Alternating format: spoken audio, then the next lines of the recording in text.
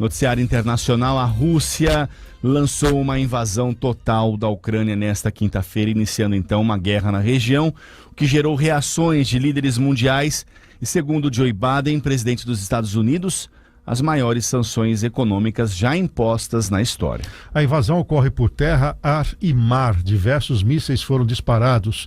Explosões e sirenes foram ouvidas em diversas cidades, incluindo a capital Kiev, em áreas separatistas do leste ucraniano. Olha, ao menos 137 pessoas, entre civis e militares, morreram após o avanço das tropas russas na Ucrânia, informou o governo ucraniano por meio do Ministério da Saúde local. Outras 316 pessoas ficaram feridas. Em menos de 12 horas, forças da Rússia desferiram quase 400 ataques na Ucrânia e ampliaram a entrada do país rumando para a capital Kiev, admitiram as autoridades, onde pelo menos 100 mil pessoas deixaram a cidade de 2.900.000 habitantes já na madrugada. Além dos mísseis aéreos, houve também 3 entradas de tropas por vias térreas.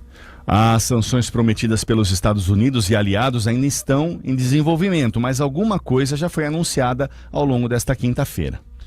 Falando na Casa Branca, na parte da tarde, Joe Biden disse que o governo americano e a Organização do Tratado do Atlântico Norte, a OTAN, limitariam a capacidade da Rússia de fazer negócios em dólares e outras moedas com o objetivo de impor custos fortes à Rússia agora e ao longo do tempo. Biden também avaliou que o presidente russo desejava uma nova União Soviética, mas que as escolhas dele com esta guerra deixariam o mundo mais forte.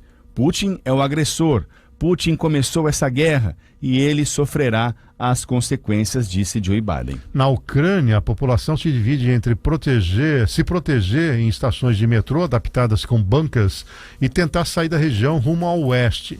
Longas filas se formaram nas principais avenidas de Kiev. O presidente ucraniano, o Volodymyr Zelensky, convocou a população para defender o país e disse que os cidadãos podem utilizar armas para defender território. Em seu pronunciamento antes do ataque, Putin justificou a ação ao afirmar que a Rússia não poderia tolerar ameaças da Ucrânia. Putin recomendou aos soldados ucranianos que, abre aspas, larguem suas armas e voltem para casa. O líder russo afirmou que ainda não aceitará nenhum tipo de interferência estrangeira. É um enredo, que nós até comentamos no início, que vem sendo construído há alguns anos, tomou corpo na virada do ano passado. O Putin, que é um estrategista, ele vem lá da KGB, ele acabou montando esse tabuleiro, aproveitou de duas províncias que se dizem independentes para fazer a invasão e chegou até a Ucrânia. Sem medir esforços, acabou decretando a guerra.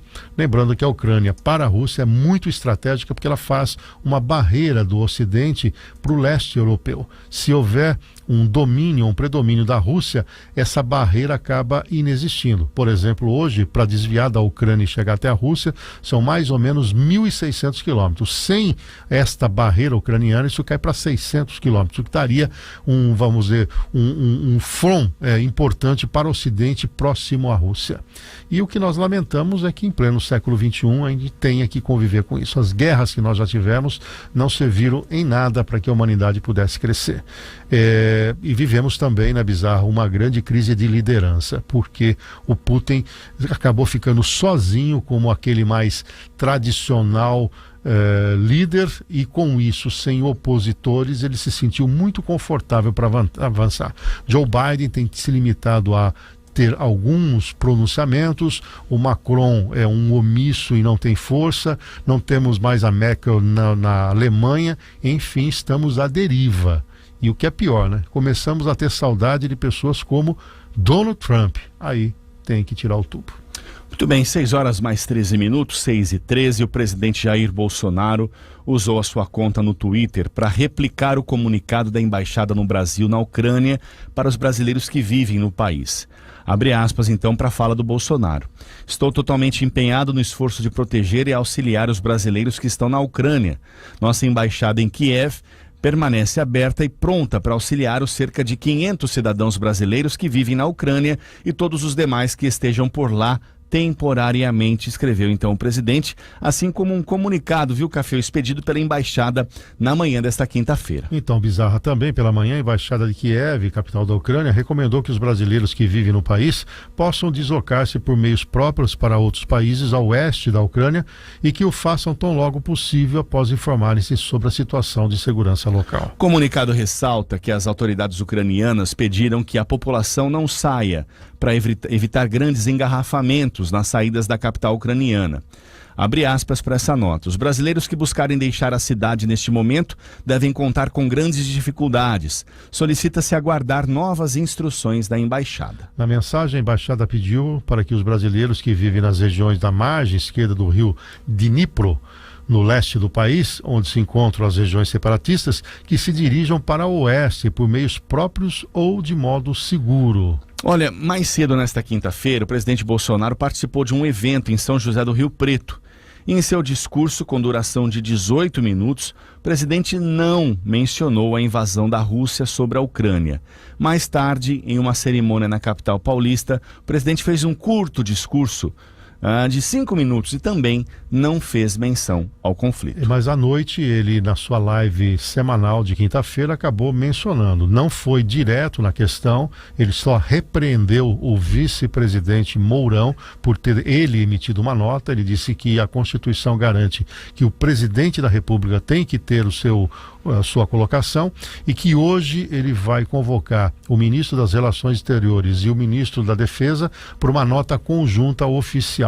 Por sinal, esse é o nosso na nossa provocação aqui para você. O Brasil deveria emitir uma nota de apoio, né? Porque a nota deve sair hoje. Como é que vai ser esse teor? É uma nota de apoio aos países do Ocidente contra a invasão russa, ou o Brasil deve permanecer neutro? Queremos a sua opinião nesta questão. O Bolsonaro evitou o tema o dia todo. Ontem à noite acabou margeando, mas sinalizou que hoje teremos uma nota oficial.